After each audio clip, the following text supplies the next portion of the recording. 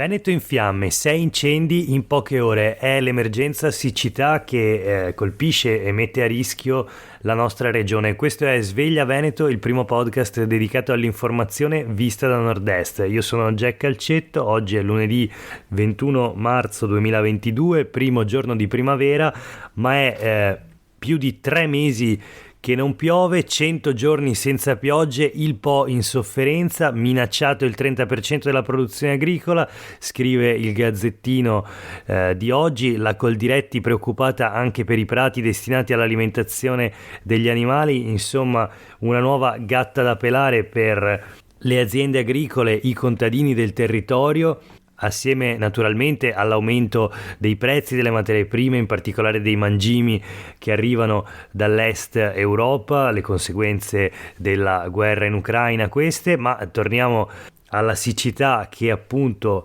colpisce il nostro territorio mettendolo anche a rischio dal punto di vista degli incendi. 6 in poche ore, dicevamo, in questo fine settimana, principalmente a Treviso, Verona e Belluno.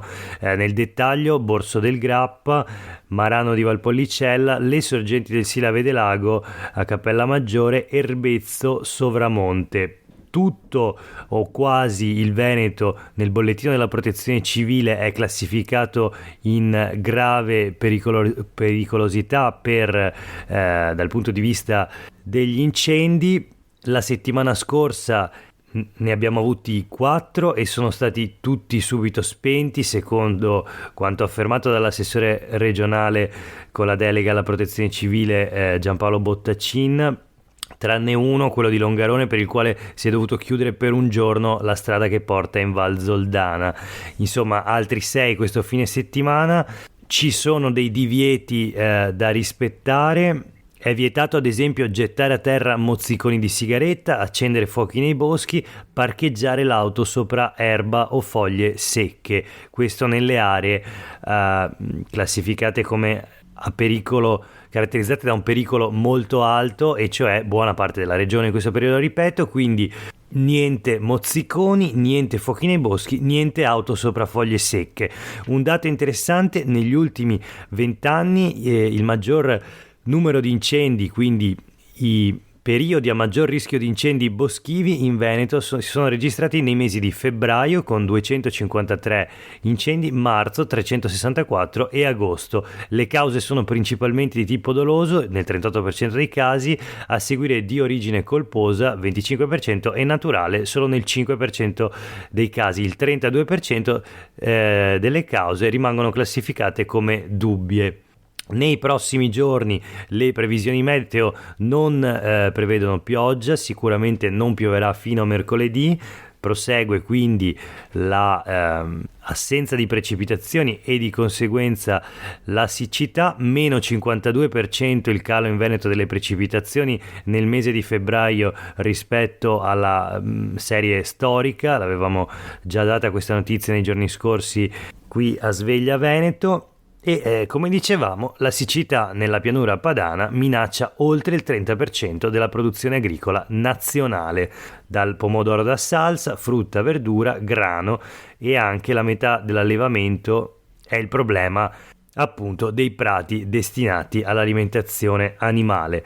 Voltiamo pagina, passiamo alla seconda notizia di oggi: le conseguenze della guerra in Ucraina. Anche qui torna sui quotidiani un tema di cui abbiamo già trattato: dai bunker sotto casa alle armi, padovani contagiati dalla psicosi. Questo è un titolo del Mattino di Padova di oggi, dove ancora viene intervistato e dice la sua il titolare dell'azienda ArcSafe, una delle poche società specializzate in Italia appunto nella realizzazione di bunker.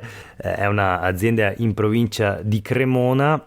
Moltissime le chiamate, per la blindatura si parte da 3.000 euro al metro quadro, ma il suolo del territorio veneto non è adatto alla realizzazione di bunker. Comunque, insomma, interessante questo fenomeno che non riguarda ovviamente solo i padovani, ma tanti italiani e tanti abitanti del Veneto e del Nord-Est. Un altro fenomeno è quello della corsa alle informazioni sulle armi. Molti entrano per la prima volta anche in armeria, la gente più che altro è curiosa ma di certo anche spaventata, dice il titolare di un'armeria in centro storico a Padova. Entrano, chiedono cosa sia possibile acquistare per difendersi, spiego che nell'immediato al massimo possono portare a casa delle pistole o carabine ad aria compressa, perché l'iter per il permesso di porto d'armi richiede almeno 3 mesi, visite specifiche e un costo di 300 euro per i documenti. Il fenomeno lo si è riscontrato di più nei primi giorni dopo lo scoppio del conflitto, adesso sembra che la situazione sia un po' rientrata. Comunque insomma anche la psicosi da bunker e da armi rientra tra le conseguenze sicuramente del conflitto in Ucraina e anche del racconto in un certo senso martellante che ne viene fatto ogni giorno sulle pagine sicuramente dei quotidiani, ma anche da parte delle TV e nei social network. Un'altra notizia flash sempre da Padova: negozi e bar chiusi, se ne sarà accorto chiunque sia passato in questi mesi per la stazione dei treni di Padova.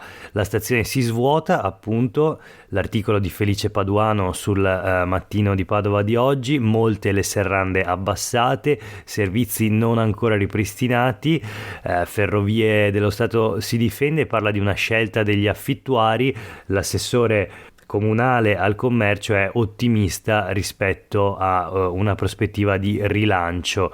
Infatti riparte in questi giorni l'edicola all'interno della stazione, una delle varie edicole all'interno della stazione di Padova riparte e cerca personale.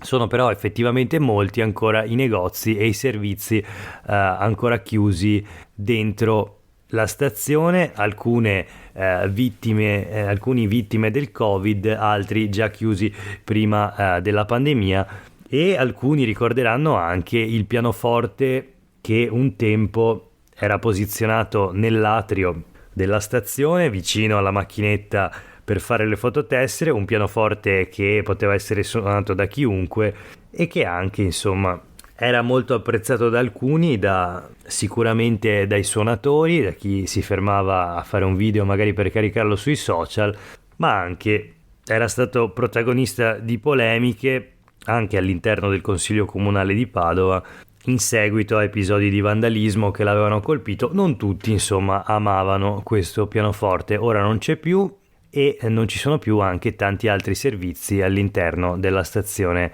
dei treni di Padova. Gli eroi del Covid ora li ributtano nella polvere. Abbiamo chiaramente girato pagina, un editoriale di Francesco Iori sulle pagine dei quotidiani del gruppo Gedi: da eroi a bastardi, è bastata una manciata di mesi per gettare nella polvere i protagonisti della lotta al Covid, che all'inizio erano stati collocati sugli altari. Tra medici, infermieri e operatori, oltre 1 su 2 è stato vittima di aggressione, secondo un'indagine di Assomed, eccetera. Così inizia appunto il pezzo di Francesco Iori, parla delle aggressioni ai danni di medici, infermieri, operatori, insomma del personale sanitario. Abbiamo già parlato negli scorsi giorni di questa indagine di Assomed, ma appunto i quotidiani locali continuano ad occuparsene. Iori dice: non basta indignarsi, occorre capire come si sia manifestata e come debba essere contrastata questa violenza, questa aggressione.